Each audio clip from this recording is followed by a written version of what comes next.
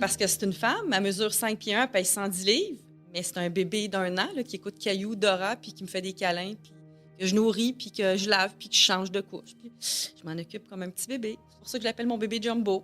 À l'époque, on parlait pas de cancer, puis on disait rarement aux malades ce qu'ils avaient vraiment, à moins qu'ils ne le demandent. En fait, c'est toute la charge émotive qu'on a de voir la personne qu'on aime qui va pas bien, qui fait qu'on est dans l'oubli de soi, là, parce notre focus est sur l'autre. Mais 2 personnes à terre, c'est laquelle qui va lever laquelle après, tu sais. Ici Marine Orsini qui vous souhaite à nouveau la bienvenue à Des histoires qui résonnent, le balado des proches aidants. C'est grâce à l'organisme L'Appui qu'on se retrouve pour parler de proches aidance au Québec, sujet important. Les services auxquels vous avez accès, qui sont là pour mieux vous accompagner dans ce chapitre exigeant, important de votre vie, je dirais. Cette semaine, nous parlerons de culpabilité, ce fameux sentiment de jamais en faire assez, et aussi de l'importance de savoir poser ses limites. Ça, évidemment, c'est beaucoup plus difficile. Et nous aurons la joie d'en parler avec Marie-Claude Sénécal, qui est la maman et proche aidante de sa fille de 20 ans, qui la vit, elle, la culpabilité au quotidien et le sentiment qu'elle devrait être capable d'en faire toujours plus. Également, Louise Deschâtelet, comédienne et animatrice, qui a été la proche aidante de sa maman. Je ne le savais pas, juste parce qu'on se connaît. Je suis curieuse de connaître sa réalité de l'époque. Elle avait 20 ans. Comment ça se passait il y a 20 ans? Et Gabrielle Brindamour, qui travaille depuis 10 ans avec les familles d'adolescents aux prises avec des problèmes de santé mentale et de dépendance. Ça doit être quelque chose aussi. Des histoires, comme à l'habitude, qui, je l'espère, sauront résonner en vous. Je vous souhaite la bienvenue au balado des proches aidants.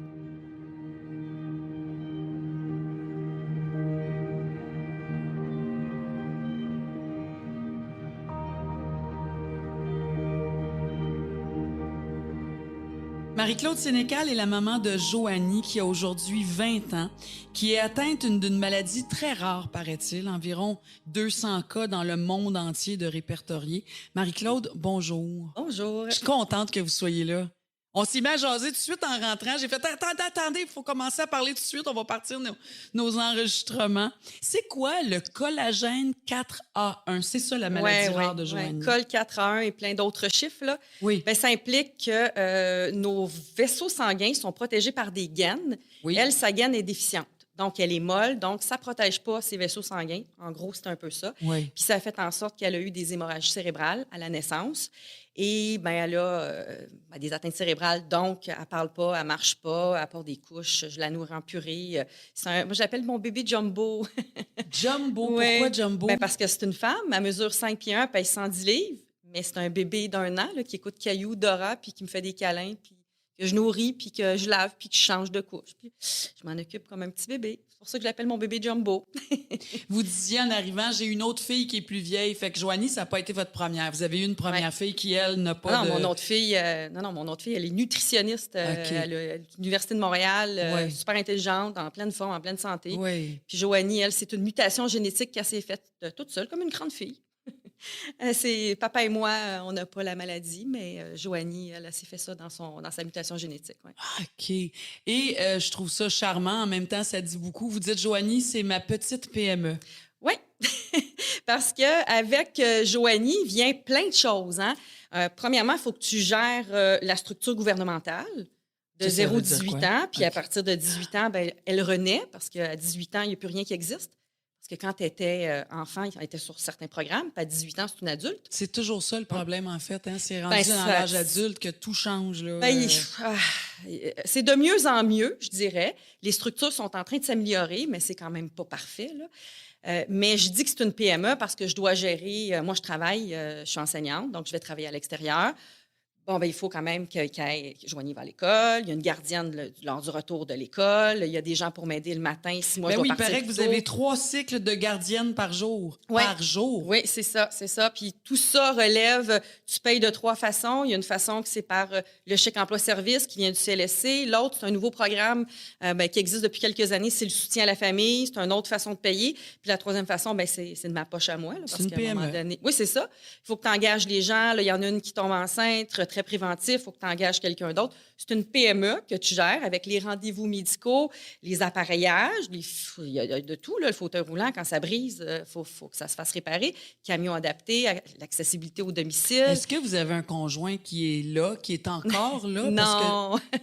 Non, moi, je suis divorcée. Ça fait, dans la première année de naissance de Joanie, on s'est divorcés. Mais contrairement à d'autres parents, moi, j'ai la chance d'avoir un papa qui est vraiment présent. Joanie habite la plupart du temps avec moi, là, en majorité du temps, mais c'est voulu comme ça. Là, c'est une très bonne entente qu'on a. Et papa l'apprend, papa la voit, papa s'en occupe, il s'intéresse. La conjointe de papa aussi s'en occupe super Dieu, bien. ben oui, Même oui. que les filles de la conjointe de papa viennent garder Joanie chez moi. Donc, on s'est fait une grosse bulle familiale Quelle autour chance, de hein? Joanie. Ça, on Puis, remercie la vie quand même Ouais. parallèlement à ça. Ouais. Il y a beaucoup de bons parce que ça pourrait être ça plus tout du pas bon. il faut autour, essayer hein? de générer le bon parce que, sincèrement, c'est une grosse vie. C'est une grosse vie. Mais quand vous êtes rentrés tantôt, vous connaissiez certaines personnes de l'équipe, puis ils vous ont dit « Comment elle va, Joanie? » Justement, vous avez dit « Ah, Joanie, comment elle va? En voulant dire qu'est-ce que vous voulez entendre, parce que là, elle est en transition, changement de médication. Oui, changement de médication d'épilepsie. Ce matin, elle s'est levée, son oreiller, son lit avait plein de sang, avait saigné du nez. Il y a toujours un petit quelque chose que tu dois regarder. Qu'est-ce qui se passe? L'épilepsie, c'est beaucoup. Là, elle fait plusieurs crises par semaine. Là. C'est de 30, 40, 50 crises par semaine, malgré la douzaine de pilules qu'elles prennent par jour pour contrôler l'épilepsie, mais c'est réfractaire. Il n'y a rien à faire. Là. Marie-Claude, comment on fait? C'est une vraie question. Moi, je suis une maman. Là. Comment on fait pour survivre à ça? Comment on fait pour vivre avec ça? Là, tu sais, ça fait 20 ans, là, vous n'avez eu de la pratique, mais êtes-vous capable spontanément et facilement de retourner faire un rewind? Là, jour 1, là, ou année 1, parce que peut-être que vous ne l'avez pas su tout de suite à sa naissance. Là. Comment vous avez réagi au départ? Ouais, ça n'a pas pris de temps qu'on le savait parce qu'elle n'avait pas des réactions normales de bébé. Ça, là. Elle n'avait aucune succion. Elle n'était pas capable de boire. Il fallait lui donner du lait à la seringue. Là. Je dirais qu'au début, c'est plus un choc que j'ai eu. La Terre a arrêté de tourner, puis j'ai été vite en mode solution. On ne connaît pas l'étendue des dommages, donc qu'est-ce qu'on peut faire pour améliorer le plus possible sa qualité de vie? Puis pendant plusieurs années, tu restes là-dedans. Je travaillais avec physio, ergo, chambre hyperbare, équitation, tout y était. Toutes vous, là, je me suis lancée dans tout. Vous êtes une professionnelle. Oui. Ouais. Ouais, j'ai développé cette expertise-là de la différence. Ouais. Et après, je dirais que c'est après plusieurs années que j'ai frappé mon mur. Joanie est née en 2001, j'ai frappé mon mur en 2012. Quand j'ai réalisé que l'été des Jeux du Québec, mon autre fille jouait à softball, tous les autres parents avec lesquels j'étais depuis toujours, eux, ils allaient faire les compétitions partout au Québec, puis c'était facile parce que les autres enfants, la fratrie, était plus grand, te donne 5 piastres, va t'acheter un hot dog, un popsicle. Moi, j'arrivais au parc, là, puis je sortais de l'hôtel avec ma valise, mon sac à dos, mon sac à couche, ma glacière, parce qu'elle ne mange pas comme les autres enfants. Puis pendant que les parents profitaient au parc, moi, je disais, je vais aller faire un changement de couche entre 2 manches. Là. Et là, j'ai vraiment réalisé cet été-là que ma vie n'est vraiment pas pareille comme les autres. Là, vous nous l'expliquez avec un certain détachement. Vous avez eu le temps de raisonner tout ça, de le comprendre. Mais quand vous dites « j'ai frappé mon mur », là, ça s'est traduit comment? Ah, j'ai été de mauvaise humeur. Okay, j'étais de mauvaise humeur. On peut faire une dépression, on peut faire un burn-out. Non, j'étais en réaction, moi. J'étais toujours de mauvaise humeur. Je enragée contre la vie. Le matin, je me levais de mauvaise humeur, je me couchais de mauvaise humeur. Et ça a commencé pendant l'été. Puis quand j'ai commencé en septembre l'école, j'enseigne dans une école d'élèves qui ont entre 16 et 21 ans, une clientèle que je connais. Je suis à cette école-là depuis 1994. J'adore la clientèle. Et les élèves, j'étais impatiente avec eux. J'avais aucune tolérance envers les élèves. Je me disais, voyons, ça marche pas, ça fait pas de sens. Ces élèves-là, je les aime d'habitude. Puis là, ils m'énervent. Il y a quelque chose qui fonctionne pas. Puis là, il faut que je consulte. Là. Il faut que je trouve des solutions. Ma vie, ça peut pas. Tu peux pas te lever chaque jour de ta vie de mauvaise humeur puis malheureux. Vous avez tellement raison. Il faut que je trouve des solutions. Mais c'est qu'on le voit pas. Des fois, les autres, l'entourage s'en rend compte. Mais... je pense que les autres s'en étaient pas mal rendus compte avant moi. Oui, sûrement. Ils devaient se dire, voyons, qu'est-ce qui arrive. Mais je dirais qu'à partir du moment où j'ai été consultée puis que j'ai pris des décisions, j'imaginais ça de cette façon-là. Il y a 2 mauvaises situations, 2 situations plates, puis il faut que je prenne la moins plate des 2 plates. Parce que la vie rêvée, comme on veut, là, comme on se l'imagine, avec des enfants en santé qui vont partir de la maison, on va avoir des petits-enfants, tout ça, moi, c'est pas ça. Là. Moi, mon avenir, c'est je prends ma retraite avec elle. Puis si je prends pas ma retraite avec elle, c'est parce qu'elle sera plus là. Donc, dans les deux cas, c'est triste. Là. C'est triste d'avoir à prendre sa retraite avec son enfant de qui tu dois toujours t'occuper. Puis C'est des triste. grands deuils. Oui, c'est ça. Donc, tu choisis. Puis moi, j'ai choisi que j'allais continuer avec elle. J'aurais pu choisir autrement. Mais j'ai fait ce choix-là. Puis on dirait qu'à partir du moment où je me suis dit, non, je décide ça comme ça. Je veux ça comme ça. C'est ça qui va me rendre heureuse dans la vie. D'accord. Mais j'étais là, à correcte. partir du moment où je pense que vous êtes assez réaliste et consciente, ça veut dire qu'il faut aller chercher de l'aide. Si je vous dis, parce que vous disiez tantôt, l'idée, c'était de tout mettre en place pour qu'elle soit bien. Ouais. Est-ce que vous avez su, peut-être pas, parce que c'est au bout de 10-11 ans que vous avez fait frapper un mur, mais vous vous êtes rendu compte qu'il fallait prendre soin de vous aussi? Là. C'est ça. C'est là que je me suis dit, moi, je suis une joueuse de softball. C'est ce que j'aime, ben je vais aller jouer à softball. Donc, c'est sûr que 2 fois par semaine, Joanie se fait garder pour que je puisse aller jouer à softball. Elle va tout le temps chez son père. La fin de semaine sur 2, quand elle va chez son père, je fais rien d'obligatoire. Là. Je fais pas de ménage, je fais pas de lavage, je fais rien de ça. Je prends du temps pour aller faire du ski, aller manger au restaurant, ami, rencontrer des gens. J'essaie de faire la vie. Je me donne 2 jours par 2 semaines où il y a juste moi qui existe parce que on existe à 2. Hein? Moi, j'existe jamais toute seule. On existe à 2. Moi, seule. Ben vous avez quelqu'un de soudé ici à l'épaule. Vous êtes 2 personnes, en fait. Et même que lorsqu'elle n'est pas là, il y a comme un vide autour de moi. Je me cherche un peu. Ça prend un petit moment. Quand je prends des vacances en Joanie l'été, là, puis que ça doit vous prendre un 24-48 heures à faire comme, OK, non, c'est vrai. Oui, bien, c'est réel, c'est vraiment... j'ai le droit. Il est où le sac à couche? Oui, encore. Oui, les médicaments sont où? Puis juste les nuits. Les nuits, on ne dort pas vraiment toutes nos nuits. Là. Moi, ça fait 20 ans que je n'ai pas dormi la nuit. Là. Parce qu'elle se lève toutes les nuits, parce que tu es inquiète, parce qu'elle fait des crises d'épilepsie la nuit, parce qu'elle est malade. Tu ne dors pas les nuits. Quand tu n'es pas là, la fin de semaine... Je dors pas plus la nuit. Mon corps est habitué. Ben, je me réveille toutes les nuits, donc je me réveille. C'est comme être maman, on se lève à 6 heures le matin parce que nos enfants s'en vont à l'école, il faut qu'ils déjeunent les lunchs, tout ça. Fait que même quand ils sont plus vieux, on continue à se lever quasiment tout le temps à 6 heures. Ouais. Notre thématique, c'est beaucoup relié à « j'ai toujours le sentiment de jamais en faire assez ». Parce que vous avez encore, malgré tout, après 20 ans, encore ce sentiment-là de jamais en faire assez. Je pense que je vais mieux, mais je ne suis pas rendue à... Il faut toujours que j'en fasse plus. Des exemples concrets, là, Joanie a fréquenté les écoles Victor-Doré, Joseph Charbonneau, primaire, secondaire. Là, qui sont des écoles spécialisées à Montréal. Les enfants viennent d'une vingtaine de centres de services scolaires pour aller là. Bon, il y a une fondation dans l'école.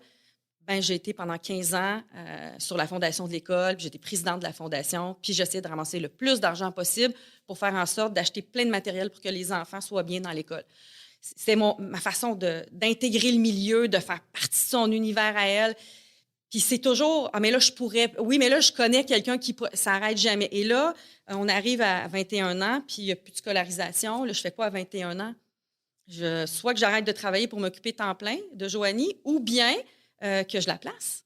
Mais je ne peux pas payer une gardienne temps plein qui va rester chez nous. Ça va me coûter plus cher que des soins spécialisés. Là. Ça va me coûter plus cher que si je vais travailler. Ça ne fonctionne pas.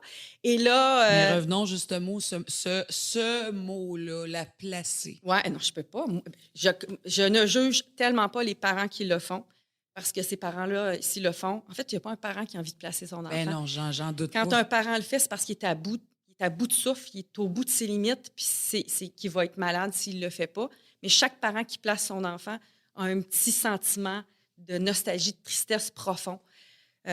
Moi, mon intention, c'est vraiment pas de la placer. C'est vraiment... Puis c'est pour ça que j'essaie d'équilibrer toutes mes vies personnelles, sociales. C'est drôle, hein, parce qu'on se connaît pas beaucoup, vous et moi, mais depuis tantôt, on se parle, puis je me dis, c'est-tu drôle? Parce qu'on dirait que vous avez, et comprenez-moi bien, là, mais que vous avez cette logique-là en vous de dire non, ça serait probablement mieux pour elle aussi que je la place parce qu'il y a des gens qui vont s'occuper d'elle, tu sais, au niveau motricité, au niveau stimulation, parce qu'ils évoluent quand même, ces enfants-là. Absolument, à petit pas, absolument. Mais, fait que je me dis, mais non, malgré toute votre capacité, malgré toute votre force, toute la notion logique de tout ça, la maman, là, pour elle, c'est... On revient à la maman, ça se peut pas. Pour moi, là, il n'y a personne qui peut s'occuper de Joanie mieux que moi. Je voulais en parler. Est-ce que vous avez ça, C'est vous? épouvantable, c'est épouvantable.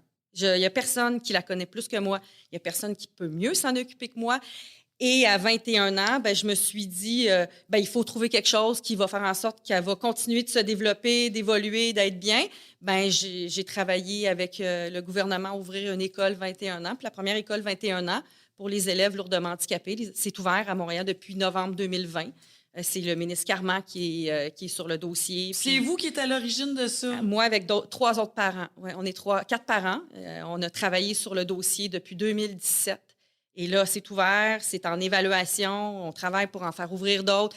Parce que je me disais, il faut que je la garde avec moi, il faut qu'elle habite avec moi. Moi, il faut que je puisse encore aller travailler pour être bien, être équilibrée, pour m'occuper d'elle. Bien, c'est ça. Puis elle aime ça, elle est à l'école. Elle, quand elle va à l'école, là, elle sait, puis le matin, elle attend son transport à la porte, puis elle a juste envie que ça arrive. Puis quand elle arrive à l'école, elle est contente, là, puis elle connaît ses amis, puis elle a son environnement, puis elle apprend la communication avec des pictogrammes pour faire des demandes.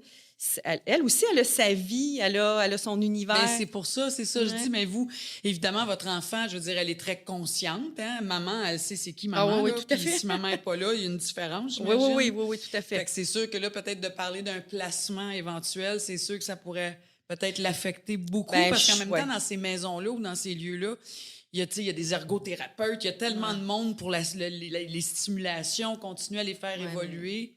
C'est de l'hôpital, hein, ça, c'est de l'hôpital. C'est correct.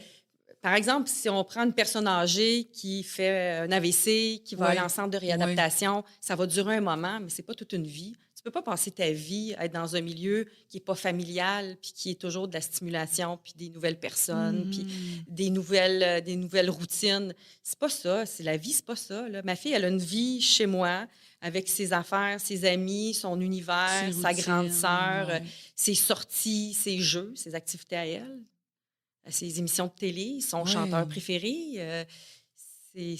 Ça demande toujours les mêmes choses avec la déficience intellectuelle si on est dans la rigidité. Là. Parfois, ça devient lourd parce que tu entends... Moi, je sais toujours la même chose. C'est Caillou, Dora et Ludovic Bourgeois. Toute la journée, en boucle. C'est quelque chose. Mine de rien. Ça a l'air de rien, là, mais... Et comment est-ce que vous voyez, Marie-Claude, l'avenir? Là, on en parle un peu, là, vous nous dites tellement plein d'affaires depuis tantôt. C'est tellement inspirant, c'est tellement incroyable, c'est tellement courageux, c'est tellement immense, cette vie-là que vous avez avec votre fille depuis 20 ans. Fait que c'est un peu, comme vous dites, elle est soudée ici, là, et puis c'est normal, ça va de soi, mais qu'est-ce que vous allez faire? Là, l'école, l'école 21. En fait, Joanie, je veux toujours qu'elle reste avec moi. Ça, c'est clair. Puis je veux qu'elle parte avant moi. OK. C'est sûr. Ça va arriver comment? Je voudrais qu'elle meure avant moi. Dans la logique des choses, sa santé est précaire. OK. Donc, ça, vous le savez qu'elle pourrait décéder? Oui, tout à fait. Tout à fait. Je pourrais arriver un matin dans sa chambre, puis... le syndrome qui s'appelle le SUDEP, là, qui est lié aux crises d'épilepsie, c'est un arrêt du cœur. Je pourrais arriver le matin dans sa chambre, puis c'est terminé. Bon. Est-ce que je suis prête à ça? Oui, je le sais. Non, je ne suis pas prête. Je pense que je ne suis pas sûre que je vais l'être prête. Je pense que je serais prête si je la voyais vraiment souffrir, mais comme elle ne souffre pas, puis ma fille est vraiment heureuse, là. Elle a une belle vie là, avec nous, là, autant chez nous que chez papa. Là. Elle a une super belle vie, Joanie. Tout le monde l'aime, tout le monde fait ce qu'elle veut. Elle nous manipule très bien. et la fin, pour moi, en fait,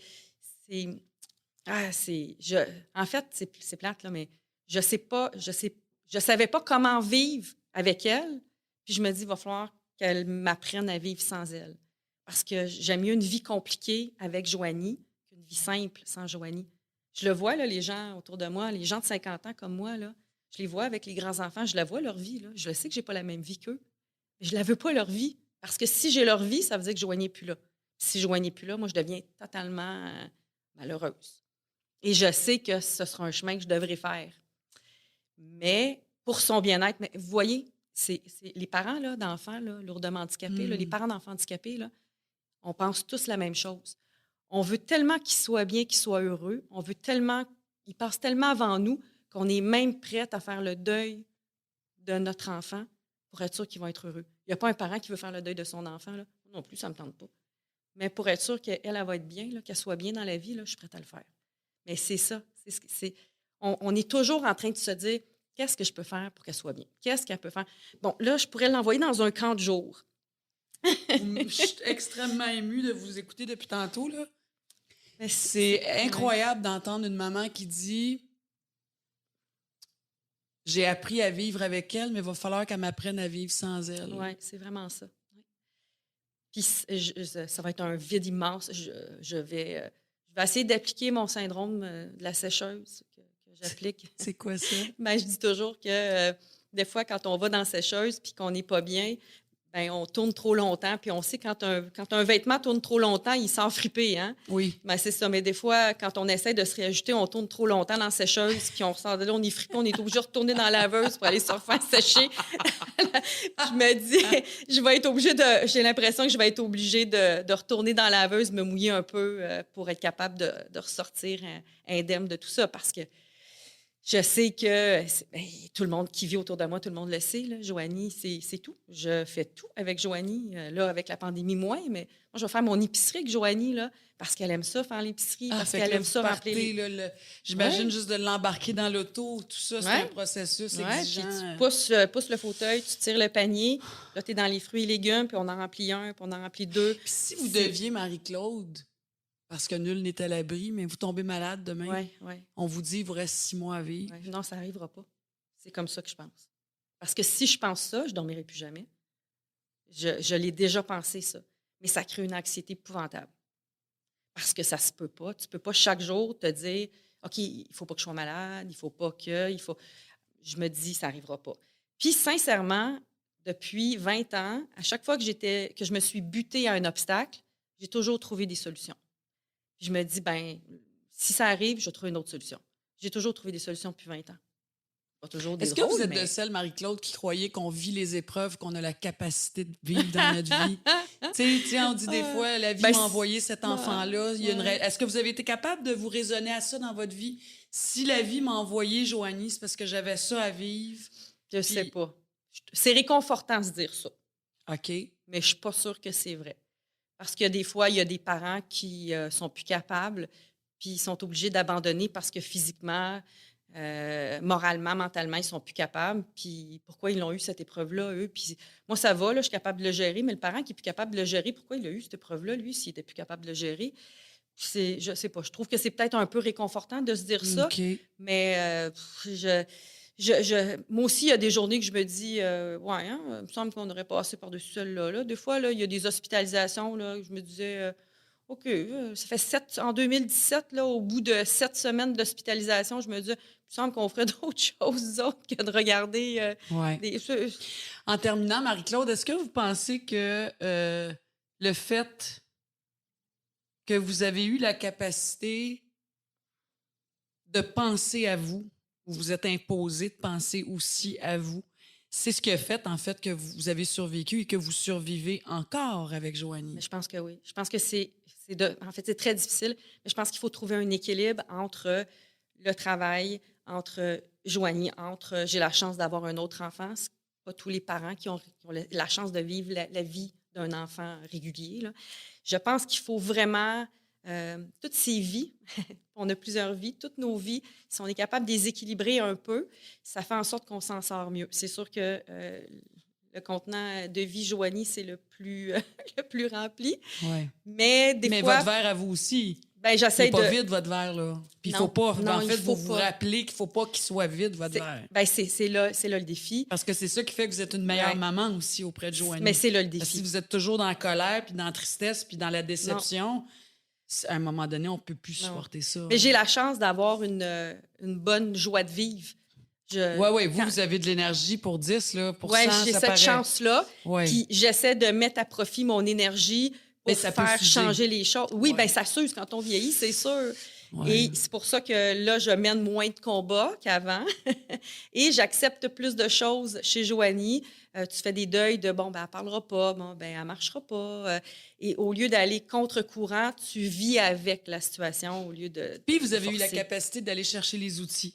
L'aide que vous aviez besoin, il y en avait probablement moins avant. C'est parce que c'est jamais si clair que ça et si clairement défini que ça. Hein. Au CLSC, il t'arrive pas avec le mode d'emploi de voici toutes les subventions auxquelles tu peux adhérer. C'est pas comme ça, là. C'est du...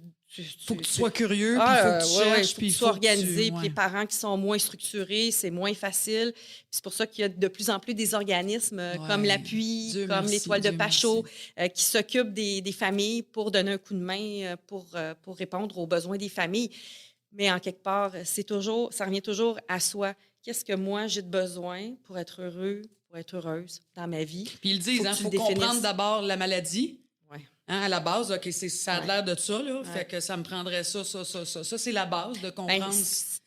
Quand un enfant naît, c'est un peu ça qui est déstabilisant parce que tu ne sais pas vers quoi tu t'en vas. Puis quand l'enfant est plus vieux, tu as le portrait. Moi, j'ai le portrait depuis environ 5-6 ans de ce que sera ma fille. Joanie, c'est ça. Et ça ne changera plus. Donc, comme j'ai le vrai portrait, j'ai pu m'ajuster en fonction de la vraie vie de Joanie. Parce qu'en plus, vous, c'est une maladie orpheline, 200 cas dans le monde entier. Fait que c'est quand même exceptionnel. Puis aller dans les plus atteintes, ce qui fait qu'on a tout le temps des nouvelles surprises. Mais on s'adapte, on s'ajuste. Si je vous pose la question, ça serait quoi vos conseils aux proches aidants qui nous écoutent, aux parents qui nous écoutent? 1, tu as le droit de pleurer. 2, tu n'as pas toutes les solutions. Va chercher de l'aide. 3, crée-toi un réseau. Sur Facebook, il y a plein de groupes possibles.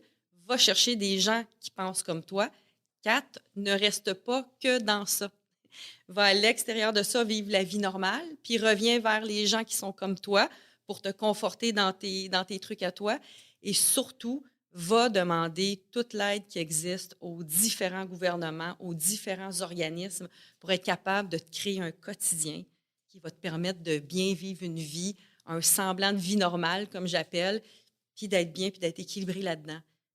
Reste pas toute seule. C'est la seule chose que je peux dire. C'est la pire chose. Être isolé avec son aidé, là, c'est un gouffre sans fin, ça. Il ne faut pas faire ça. Moi, j'ai mon bonheur avec Joanie.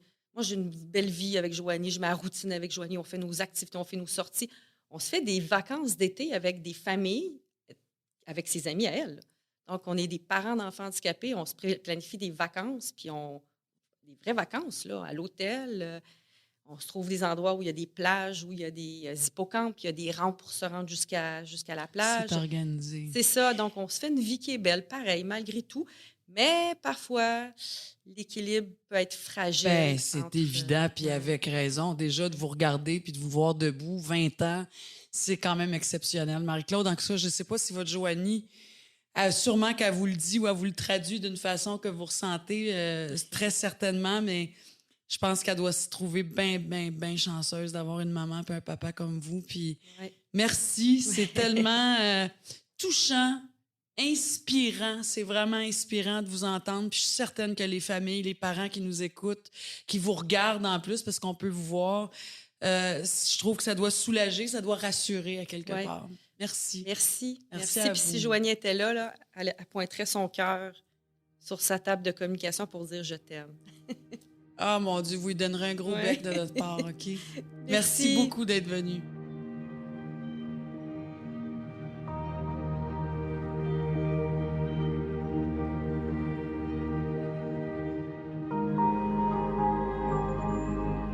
Durant sa jeune vingtaine, elle est devenue la proche aidante de sa maman, qui était âgée de 63 ans à l'époque, atteinte d'un cancer du poumon. J'ai le grand plaisir de m'entretenir avec Louise Deschâtelet, que j'ai aussi le plaisir d'appeler mon amie, parce qu'on est un petit groupe de filles et on se voit de temps en temps. Ma belle Loulou, tu me permets? Comment ça va? Je suis contente que tu sois là. Bien, ça me fait plaisir, surtout pour parler d'un sujet de cet ordre-là, qui est un sujet très prégnant actuellement dans la société et que moi, j'ai vécu jadis et qu'en fait, par ton invitation, tu me fais revisiter. Puis on n'a jamais parlé de ça ensemble, nous, là, dans le privé, je pense, ça n'a comme pas donné, jamais. Jamais. Et je ne savais pas ce volet-là, ce chapitre-là de ta vie. Tu avais 20 ans. Raconte-moi un peu. J'avais dans la jeune vingtaine et ma mère, qui n'avait jamais été malade de sa vie, mais qui vivait seule et qui continuait toujours à travailler. Elle était responsable de la cafétéria à l'hôpital Saint-Luc de nuit. avait décidé de prendre des vacances et d'aller en voyage en Grèce, dans une croisière avec une de mes tantes, une de ses sœurs, et elle est revenue extrêmement fatiguée. Et puis, devant sa difficulté à reprendre le rythme, on a dit, ben, on va aller passer des examens, étant donné que c'était facile de le faire à l'hôpital Saint-Luc et que ma mère était déjà, elle, surveillée parce qu'elle avait une tache sur les poumons qui remontait à il y a très longtemps. Et donc, et elle avait eu des examens juste avant de partir. Donc, on s'est dit, il n'y aura rien de grave, mais on va vérifier. Et le verdict est arrivé... je dirais une semaine plus tard, parce qu'à l'époque, les choses allaient moins vite que maintenant. Quand j'étais dans sa chambre à l'hôpital, elle était hospitalisée à Saint-Luc, justement.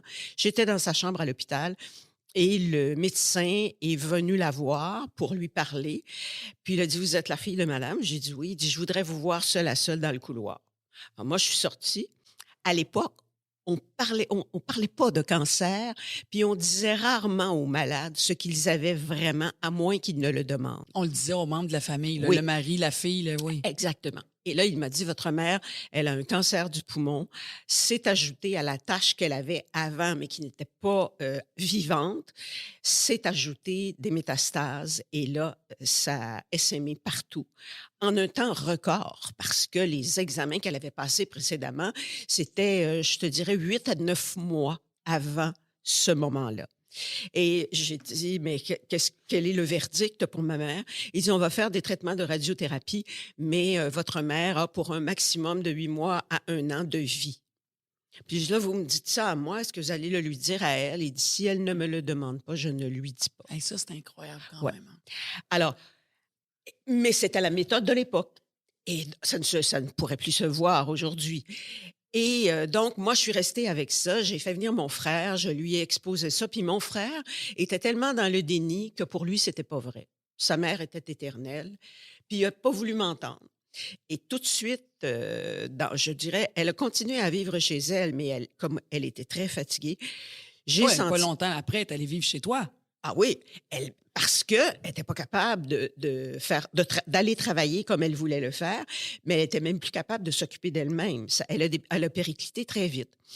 Et donc, je lui ai dit, tu vas venir vivre chez nous. Je vivais avec un compagnon à l'époque, Pierre Renaud, des librairies Renaud-Bré, pour ne pas le nommer, qui a été extraordinaire et qui a dit, ta mère s'en vient vivre avec nous, on ne peut pas la laisser seule chez elle. Hey, et ça, c'est un support exceptionnel. Mais Louise, ce qui est quand même incroyable, c'est que vous n'avez jamais parlé de cancer. C'est un mot que tu n'as même pas pu, toi, avec ta maman, là. C'est probablement, j'ai déjà écrit dans un livre d'ailleurs, mon plus grand regret de vie.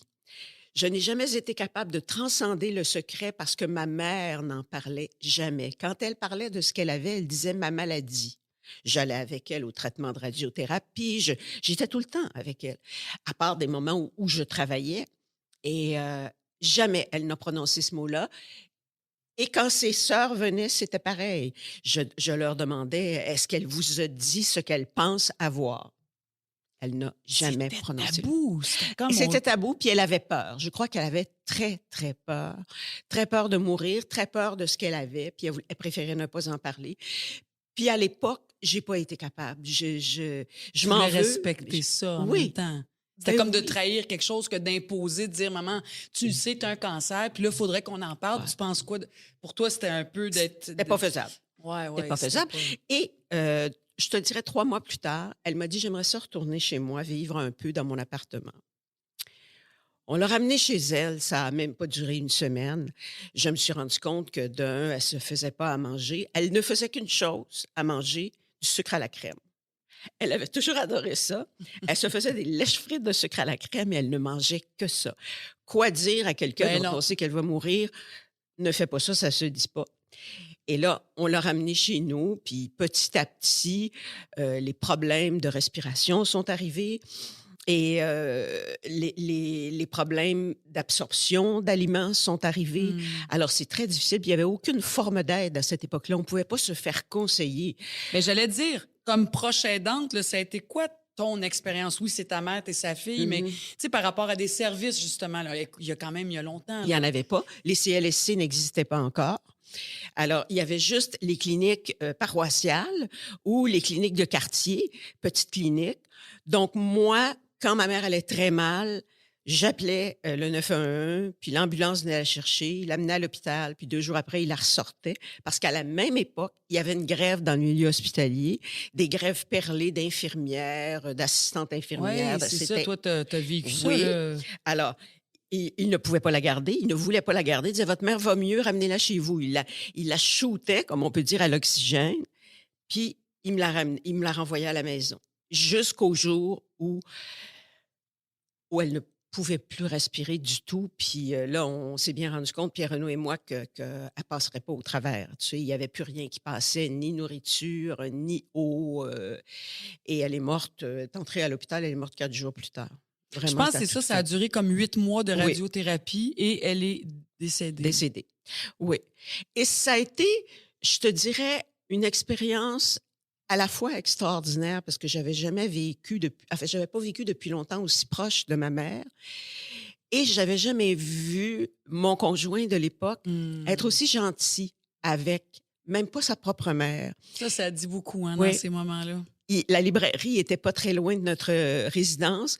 Il venait manger avec elle tous les midis quand j'étais pas là pour manger avec elle. Il la laissait jamais seule. Il lui apportait des livres, il lui racontait des affaires. Il l'entretenait de choses pour lui changer les idées. Comme si c'était sa propre mère. Exactement, exactement. Et je pense qu'elle n'est pas partie malheureuse. Elle est sûrement partie triste du fait de ne pas avoir parlé avec moi, là. Ça, je le croirais. Mais moi, c'est ce qui me touche beaucoup dans ton récit.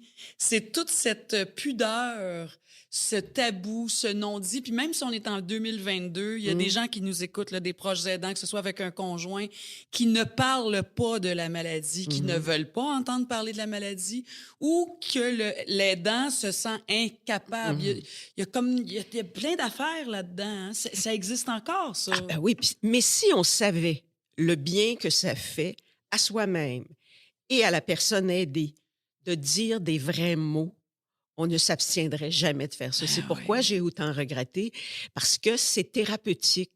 Une fois que tu as une image, tu n'es plus dans un flou. C'est sûr que la mort n'est pas une belle perspective. Il y a tellement de flou là-dedans. Oui, mais c'en est une claire. Et ça te permet de composer avec plus facilement. Et c'est pourquoi je m'en suis longtemps voulu. Aujourd'hui, je me dis, c'était pas destiné à se passer comme ça, mais je ne le referai plus jamais. Non. Et j'ai un ami actuellement dont je ne m'occupe pas, mais qui est censé être mort depuis le mois de septembre et il est encore en vie.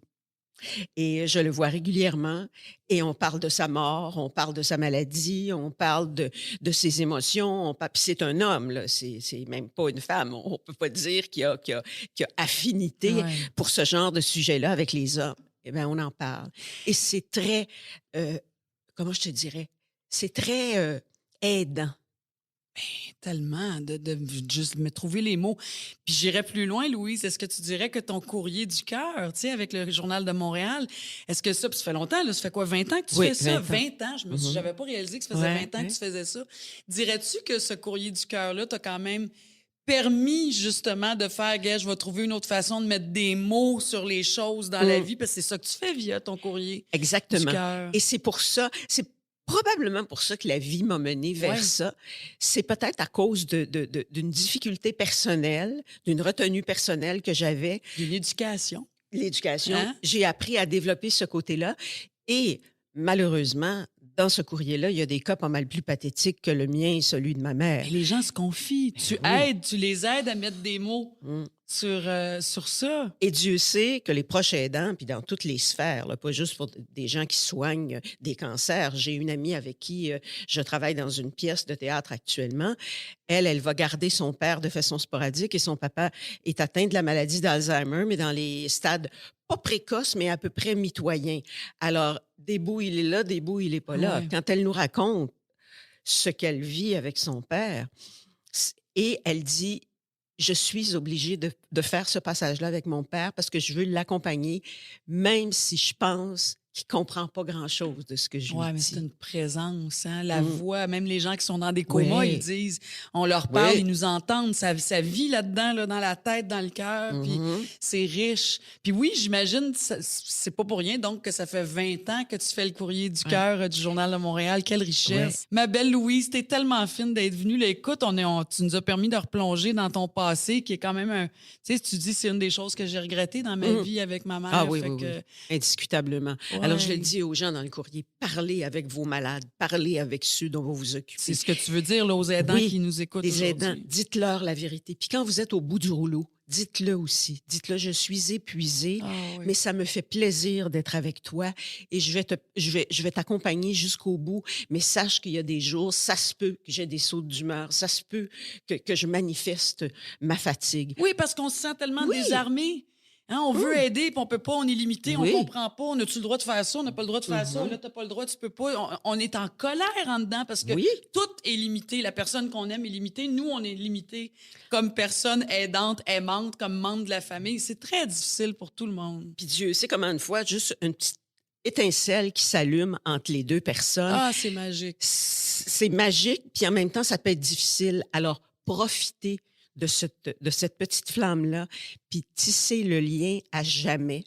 Parce que moi, je suis convaincue, je ne suis pas croyante, mais je suis convaincue que les morts sont autour de nous. Moi aussi, ils nous accompagnent. Merci, Louise. Merci. Beau cadeau.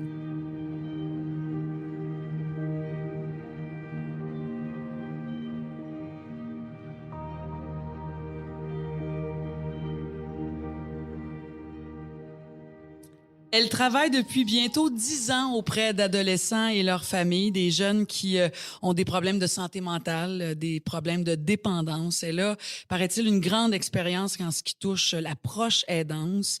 On a vraiment un plaisir. Merci d'avoir accepté notre invitation, Gabrielle Brindamour. Merci. Oui, on s'est mis à parler tout de suite quand tu es rentrée. On s'est aussi tutoyé spontanément. Ouais.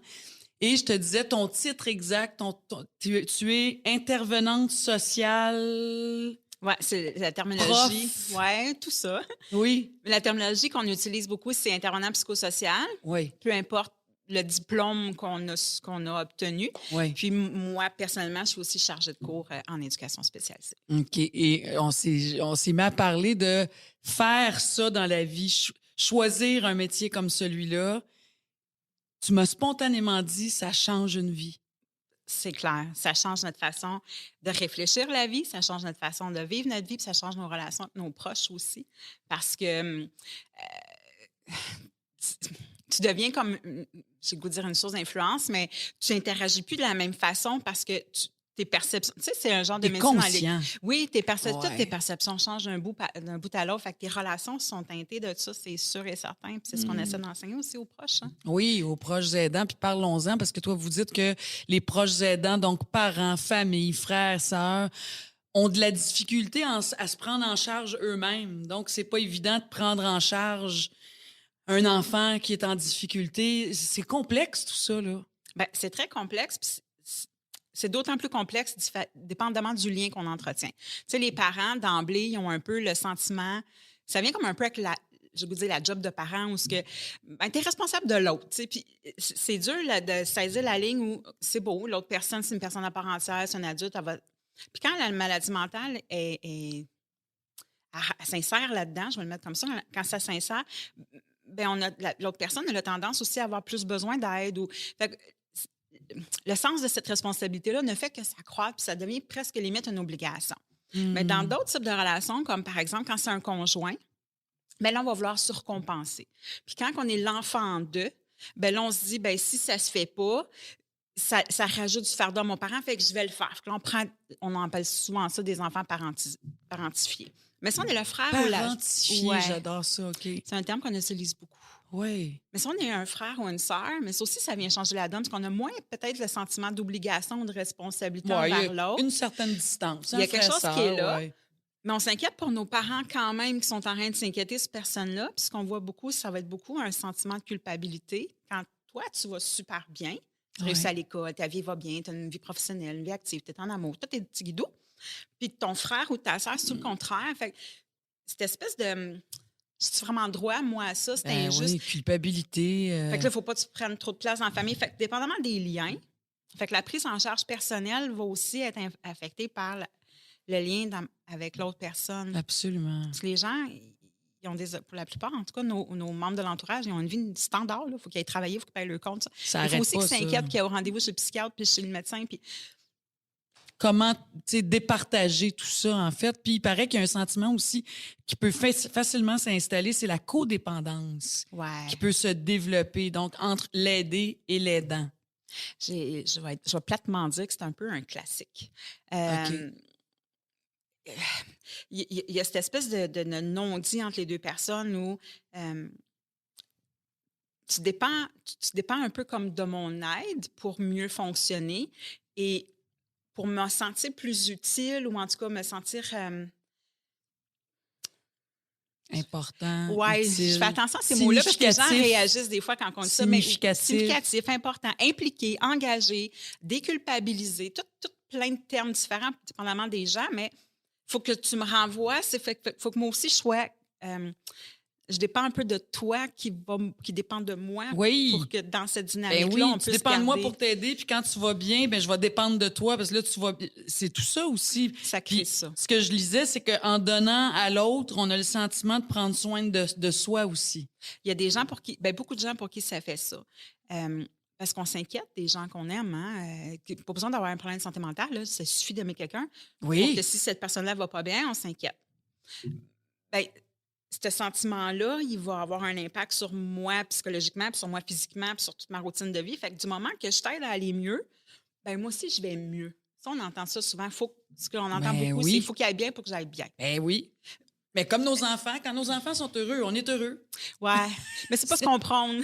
C'est pas ce qu'on prône. Non, on prône plus apprends à être bien, puis tu vas pouvoir l'inspirer à vouloir être bien, puis tu vas pouvoir lui montrer comment faire parce que tu vas être en train de le faire. Fait qu'au lieu de l'aider lui à aller bien ou elle à aller bien, tu vas être en train de dire voici comment je fais moi pour aller bien. Fait que tu peux faire ça. Mais en fait, c'est ça. C'est de leur enseigner voici comment faire.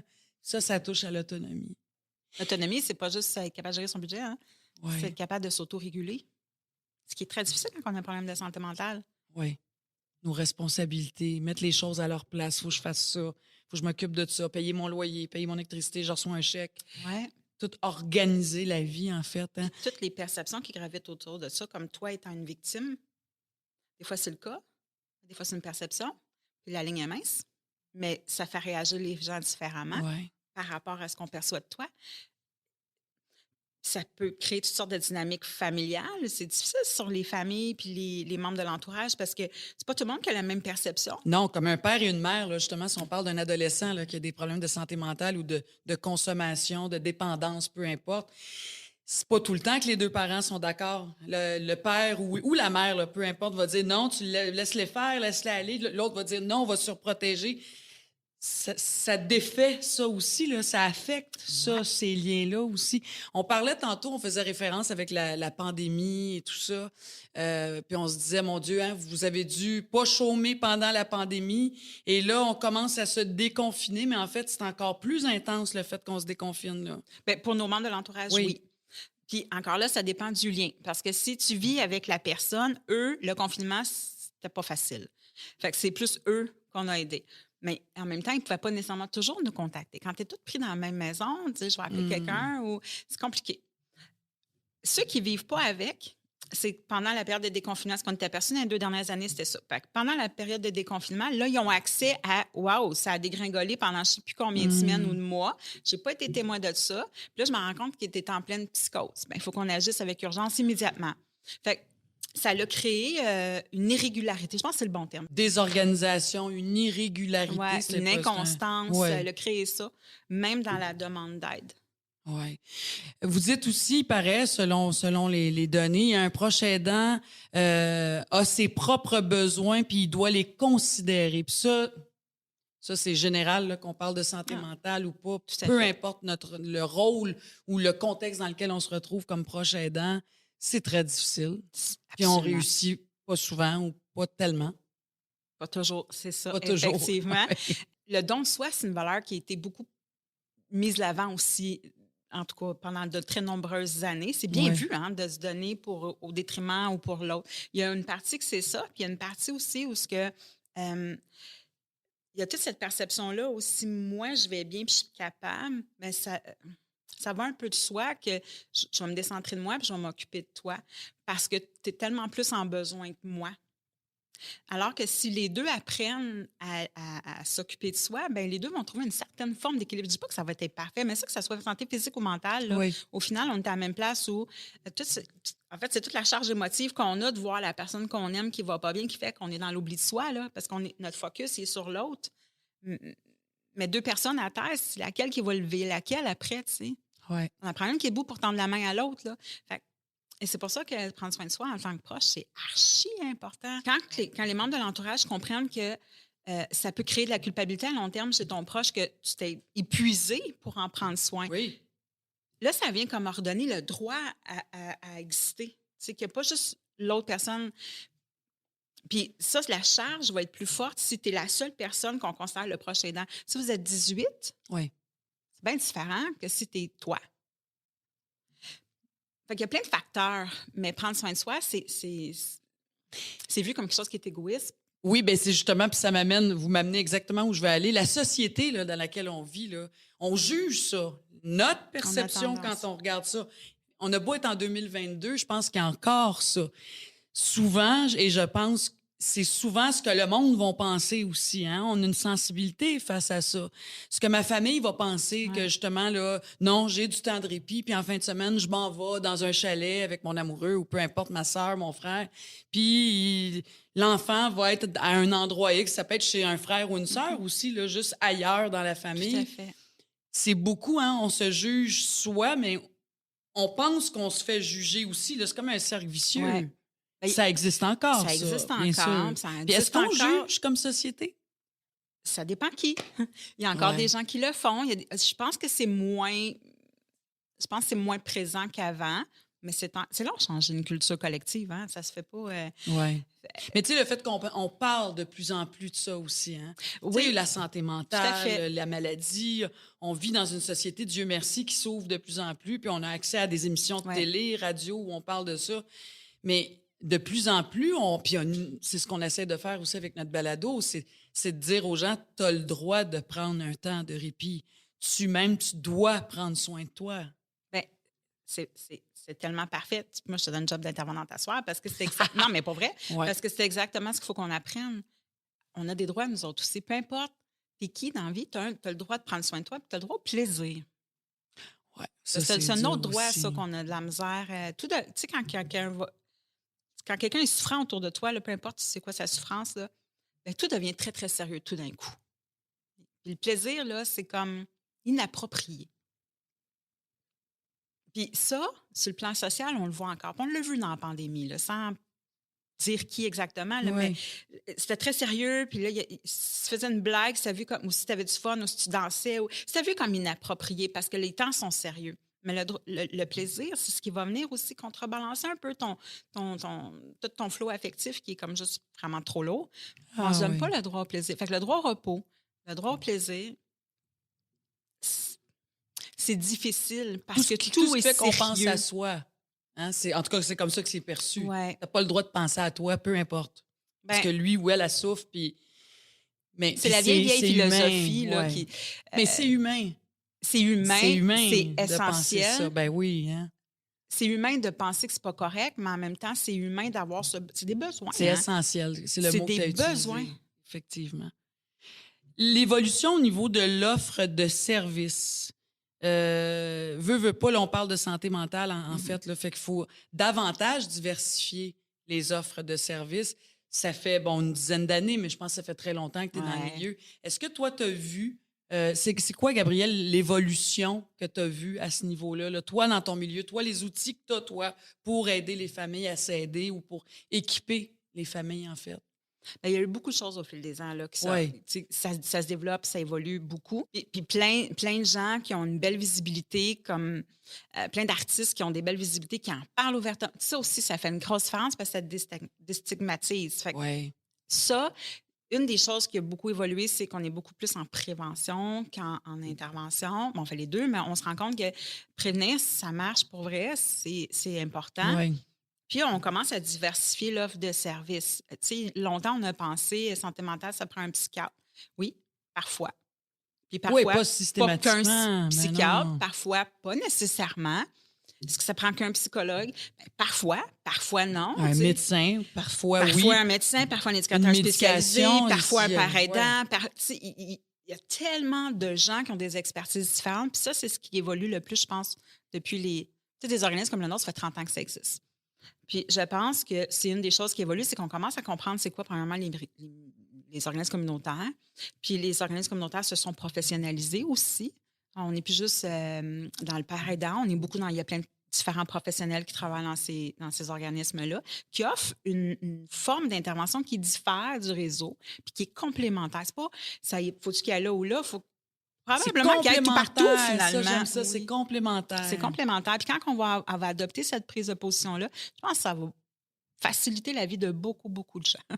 Ouais, C'est ouais. ce que je pense. Puis c'est d'encourager davantage, parce que oui, notre système de santé, on parle de nos gouvernements, je veux dire, il y a des services qui sont là, mais tous ces autres services connexes-là Ouais. doivent de plus en plus, ou en tout cas, doivent travailler de pair. Tout à fait. Doivent travailler de pair. Puis on parle, moi, les médecins que j'ai rencontrés dans ma vie ces dernières années, tous me disent tu sais, que la proche aidance, c'est pas mal le futur de notre système de santé. Puis je dis toujours, quand tu es malade, c'est chez vous que tu veux être. Fait, tu veux pas être dans un lit d'hôpital fait. de toute façon. Fait qu'il faut maximiser ça puis travailler ensemble, Tout en à fait. fait. Hein.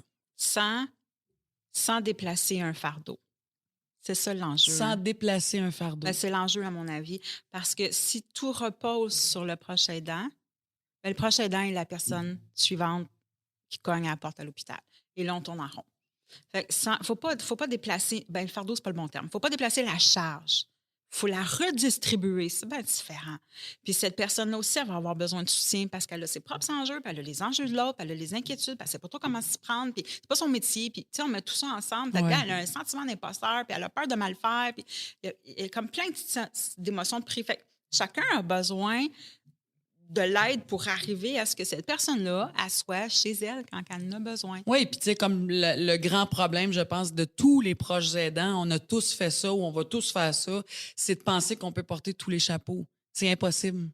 C'est Je inhumain. suis pas une psychologue. Mais c'est inhumain. Et c'est inhumain, mais je n'ai pas les compétences. Non. Fait C'est que pas même nécessaire. Si je veux, non, mais tu sais, au départ, on a eu, nous, ici, là, des témoignages où il y a juste moi qui peux s'occuper de ma fille. Ouais, Il y a juste moi qui pouvais s'occuper de ma mère. Elle voulait pas que personne d'autre s'en occupe. J'étais sa fille. Je suis... Oui, mais moi, je me dis, puis je l'ai appris, oui, par mon expérience personnelle, mais quand on veut être adéquat ou à la hauteur ou du mieux qu'on peut être comme proche aidant, c'est aussi d'avoir la capacité d'aller se chercher de l'aide. Parce qu'on va juste être meilleur. Puis ça va nous dégager de certaines responsabilités que de toute façon, on ne sait pas quoi faire. Mais dans notre vrai rôle d'accompagnement, d'écoute, dans le reste de la job qu'il y a à faire, on peut juste être meilleur à quelque part. Ah, Hein? puis il ne manquera pas d'ouvrage, même si on délègue un peu. Là. Oui, c'est... c'est bon, ça manquera pas Ça, c'est d'ouvrage. sûr et certain. Puis, mais ça demande quand même un exercice d'humilité, hein, être capable de faire ça, parce que c'est reconnaître ses limites. Oui. Puis on veut pas s'en donner en proche aidance parce qu'on veut... Ben, en général, je goûte, tu sais. Ouais, C'est pas oui. notre force, les humains, de dire « Oh, moi, je suis bourré de limites, puis je suis pas capable de... » Oui, mais tu sais, dans la proche mais- aidance, ta mère est malade, ton père est malade, ton enfant est malade, ta sœur, tu sais, ta sœur qui est comme ta jumelle, tu veux tellement être sa Absolument. coche, puis tu veux tellement tout gérer, puis être parfait, tu sais. C'est impossible, ça n'existe pas, mais ça prend du temps des fois à le comprendre, puis il faut essayer de le comprendre parce que ça sauve du temps, puis ça sauve des santé aussi, hein. Santé mentale et physique. Oui, mais ils vont ensemble, là. Ouais. De toute façon. En résumé, Gabrielle, si tu avais quelques mots-clés, quelques phrases-clés à partager avec ceux et celles qui nous écoutent aujourd'hui, tu dirais quoi? Si je m'adresse aux gens qui sont un membre de l'entourage d'une personne en difficulté, puis j'aime le dire comme ça, faut comprendre que c'est une personne à part entière, puis il faut comprendre qu'on est aussi une personne à part entière, puis que les besoins, ils peuvent différer d'une personne à l'autre. Puis il ne faut pas hésiter à être accompagné en tant que proche aussi Parce que en tant que proche, moi aussi, j'ai des émotions, puis moi aussi, j'ai des besoins. Puis si j'en fais fi, ben, je deviens la personne qui a besoin, puis ça finit plus de finir.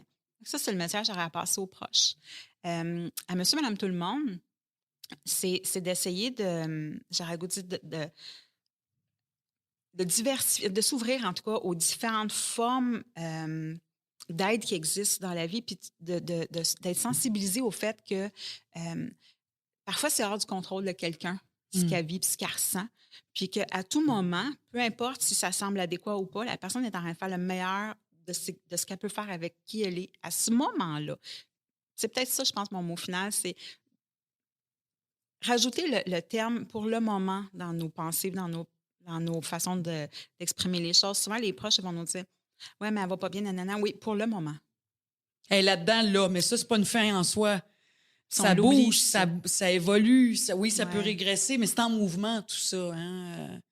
Ah, merci vraiment beaucoup, Gabrielle Brindamour. C'était le fun de parler avec toi. Puis j'en profite pour vous donner le numéro de téléphone d'Info Aidant, le 1-855-852-7784. Les conseillers, conseillères sont là pour vous aider, vous accompagner, vous guider, vous écouter. Des fois, on a juste besoin d'écouter.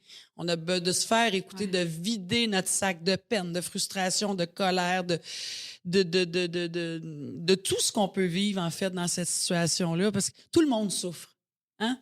Tout le monde est démuni, tout le monde en arrache, tout le monde, c'est difficile pour tout le monde. Hein? Tout à fait. Et l'aider et l'aidant Absolument. aussi. Merci infiniment. Bien, merci pour l'invitation.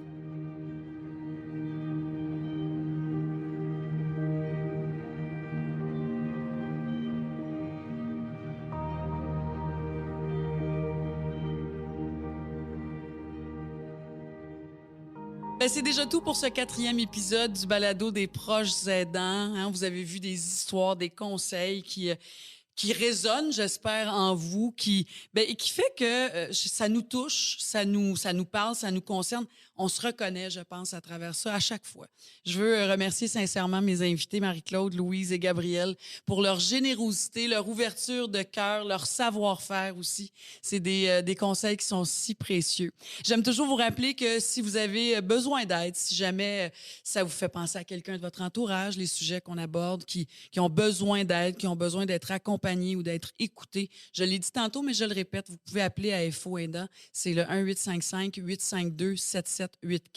Tous les détails, de toute façon, se retrouvent sur le site de l'appui, hein, l'appui.org. Et aussi, vous pouvez nous écrire, en fait, via le courriel info-aidant@l'appui.org. Il y a, je l'ai dit, mais je le répète, il y a des conseillers, des conseillères qui sont là pour vous soutenir, vous aider à mieux comprendre votre situation, vous aider à mieux comprendre votre réalité de proche aidant et les services qui sont disponibles dans votre région partout au Québec. Les ressources, il y en a.